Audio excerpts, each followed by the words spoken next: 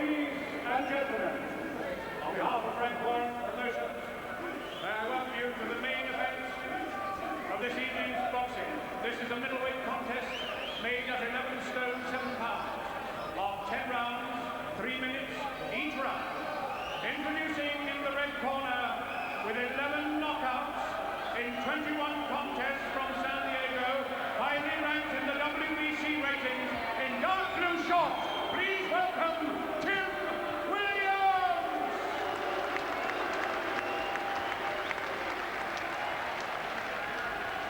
And fighting out of the blue corner, undefeated in 17 contests, all of them inside the distance, 9 in the first round, the Commonwealth middleweight champion, the Dark Destroyer, from Milford, Nigel Benn!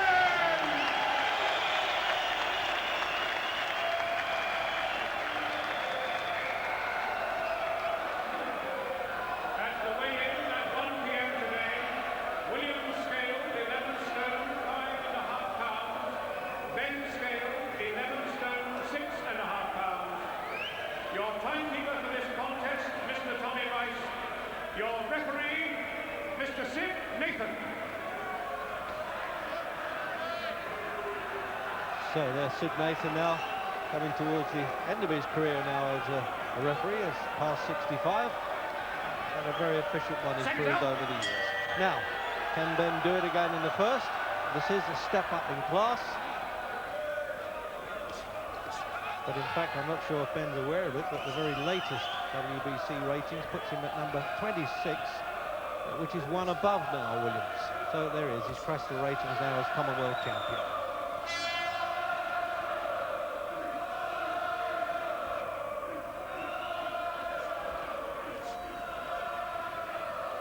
In trade terms, the San Diego fighter is said to have a good chin. That means he's a bit durable. Well, we're certainly going to find out, because Benn is one of the most explosive punchers around.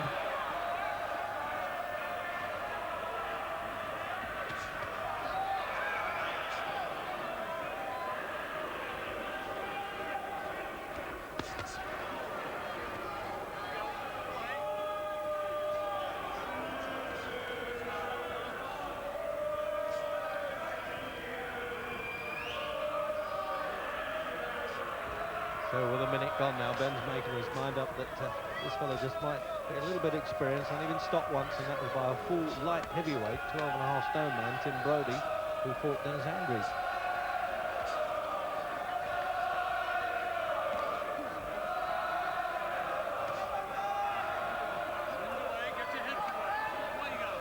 Bit early to judge Jim, but style-wise, he looks a bit handy fighter, Tim Williams. Well, he looks to have a nice tight defence, which is one thing you need against Benn, especially in the first round.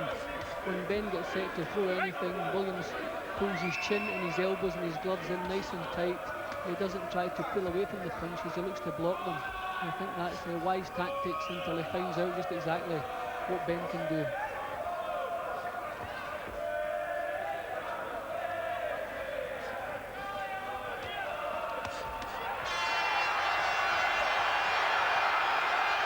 There he goes then with a minute to go in the opening round. Benn has already started to just feel his way in there with those punches. He ducks and dives well to get in. He lost one decision in his career, amateur and pro. And he reversed that against Rod Douglas.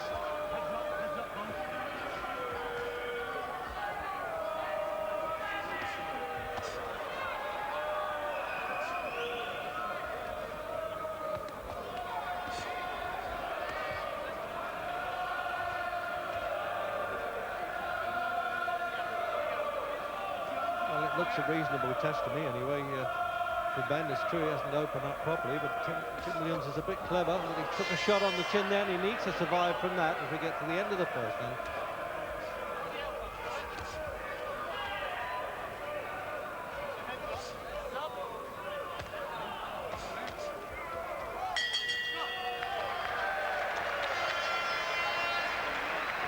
Well, Williams soaked up a few handy punches there, to say the least, at the end of the contest. The round, I should say. I'm so used to Benn winning it in the first round, I'll use the word contest there. Roach in his corner, has worked with him quite a bit as an amateur. Doesn't do a great deal of sparring, Ben. Warren Roach doesn't believe in it, but we'll find out whether that's in his favour or not as he goes along. Jim, in replay.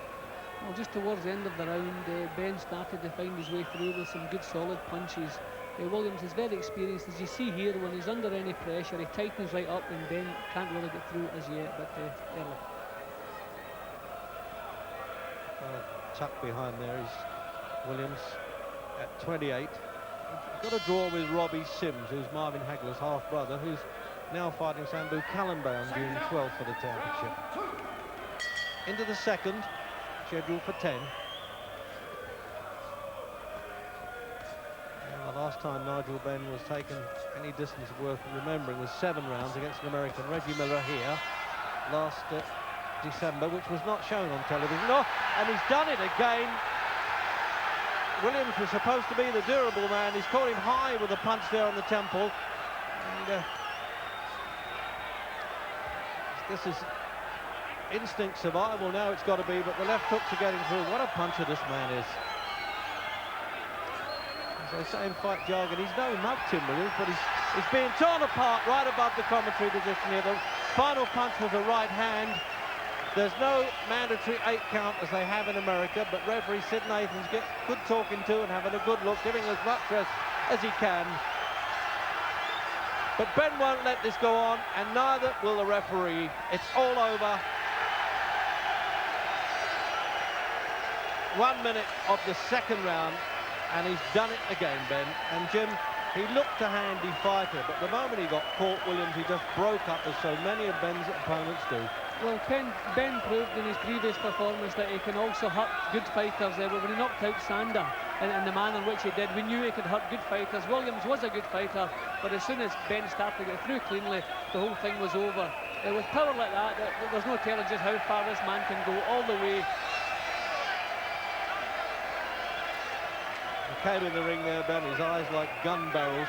But he just held back smartly in the first round, and he's not the easiest of fighters to hit, Jim. He slips and slides. And gentlemen, in 59 seconds of round 2, your referee Sid Nathan has stopped the contest as Williams was in no condition to defend himself. Ladies and gentlemen, the winner, Nigel Benn!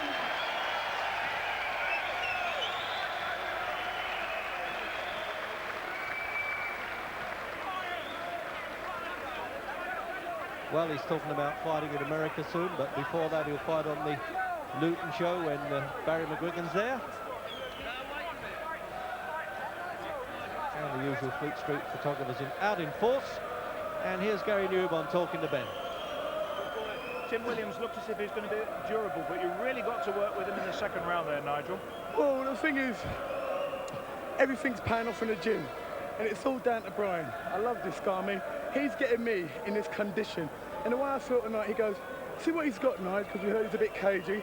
So the second round, he goes, Nigel, when you're working spurts of 10 and take it to him, because he knew he weren't going to hold a shot. Yes, all due respect to Brian, you've still got to do the business in the ring, so this is what happened.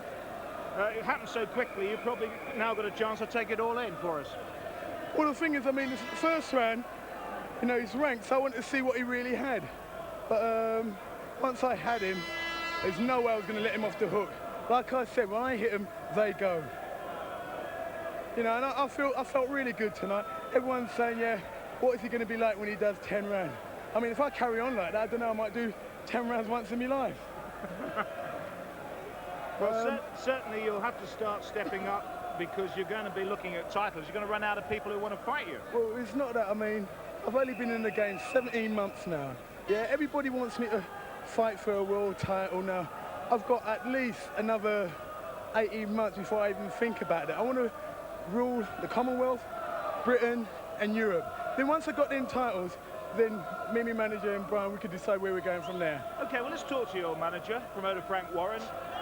Clearly now, Frank, he's proved himself as a puncher. You've really got to go looking for champions for him. Oh, fought for a championship in his last fight. He is a champion. Sure. Well, what about the British Championship, first of all? Will he be going for Harold Graham? I think he's above that. If Harold Graham wants to fight him, then we'll make it. Barney Eastwood at the moment is talking about bets. I'm talking about fight. If he wants to have a large wager with me, then I'll have it with him. And we'll have the winner take all as far as the purse is concerned. But I think it's all paper talk. Harold Graham, if he wants to fight, he wants to earn the biggest payday of his career, come and box with me and I'll promote the fight and we're on. What about the European title? And let's just deal with that one now. Well, I've approached Tiozo From France. his management, and they said that they were very interested in the fight, but they won't come back on a date for it. And I think what they're looking for is a world title shot. What we're doing with Nigel now, he will fight rated fighters as he's done tonight, and he will continue with his progress.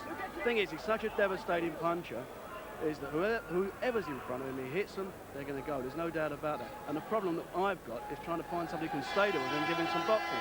That's very difficult. Just trying to be constructive for a moment, Frank. Obviously, with all this talent, he's still not going to knock out the Haglers and Leonards if he ever meets people of that well, class. I don't agree So you with need him to go. I don't agree with you one bit. If he hits somebody on the chin, they'll go. It's as simple as that. He's the best puncher in Europe. He's probably one of the best punchers in the world at the moment. With Mike Tyson. Okay. And that's not management talk, that's a fact of life. If he hits them, they'll go, whoever they are. But it's all about getting himself ready to get into that position. That's what we're doing. Well, we enjoy watching him. You can't blink when you watch him because he's very quick. Another good night for you. Thank you very much indeed, gentlemen. Back now to Dickie Davis.